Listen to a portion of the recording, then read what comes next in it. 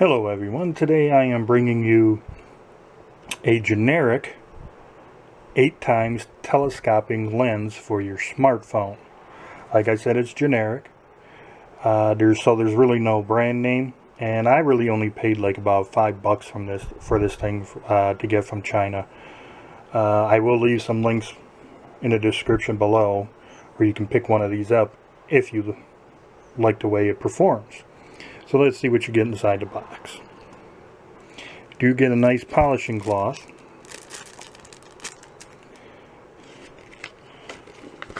And you do get a little leaflet here. Tells you what you get, and it kind of gives you just in a cartoon form of how to operate it. Then of course you get the phone mount and the lens itself. Now let's take a look at the phone mount first. It's largely made out of plastic, which feels, pretty good, not like some cheap stuff. You do get a nice metal insert here to screw the lens onto. And of course this brace arm here is metal. And you get a very good strong spring inside, so it's really going to hold on to your phone pretty good. On the bottom of the unit, you do get a tripod mount, which is really nice because if you have a mini tripod or a full-size tripod and you want to use this lens with your phone, you can do that. Also right here, this little knob here, you can adjust where the hole goes for your camera. I'll show you that in just a moment. The lens is pretty much made out of plastic, and you get two caps, one for the back, one for the front. And that's how big the lens is on both sides there.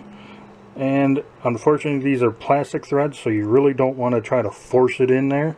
If it doesn't feel like it's twisting on right, back out, try it again until you get it right. And quite simply, you just take it and screw it in just like that. Also, if you notice this little window here, they got some numbers in it. Basically, it's a focus ring. That's really all it is. It doesn't go, bring the magnification down or up. This is really for focus. Now, let me grab my phone and I'll show you how to properly put one of these on. Now here's my Microsoft phone, the Lumia 640. And quite simply, one of the first things you want to do is center this part. And if you can tell, it's not quite centered. So you just simply unscrew that a little bit more, and you try to get your lens in the center of that circle as best as you can. And once you pretty much got it there, you tighten this down. You don't really have to tighten it too tight, just tight enough so this doesn't move anymore. The other thing you want to make sure with a clip like this is that you try to get your phone as flush up against the frame as much as possible, because if it's not, you'll get some light coming in through the sides, and that'll ruin your shot, and it may not focus properly because you don't have it completely flush up against it. One of the other things I noticed, and of course, one of the other things like I noticed about a frame like this, here's my volume up and down buttons right here. It's just underneath this arm. Some phones you may not be able to use any functionality at all since these buttons are being pressed. One of the things I noticed I did is I slipped a dime or a penny underneath here, and it held it up just enough to keep it off there. The other thing I wanted to make notice about, you see this little rubber pad that's included here? Well, I lift it up and slowly push this out a little bit, and that itself was enough to keep it raised up off here. So if you don't have any coinage on you, let me show you a little better.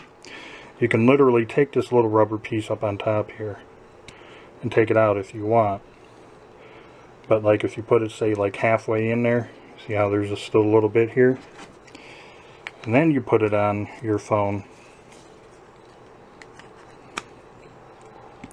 If you look, I'm not sure if the camera will pick it up that great, but there's a nice little space in between there now, between the phone and the frame. And it's not touching the buttons at all. So you can do that too with this little piece of rubber. But of course, like I said, before you screw your lens on, make sure you center this. And then screw your lens on. And it doesn't have to be tight, just snug, just right when you feel it stop. That's about it.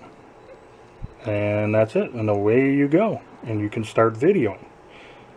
One of the reasons why I got this is for the tripod mount.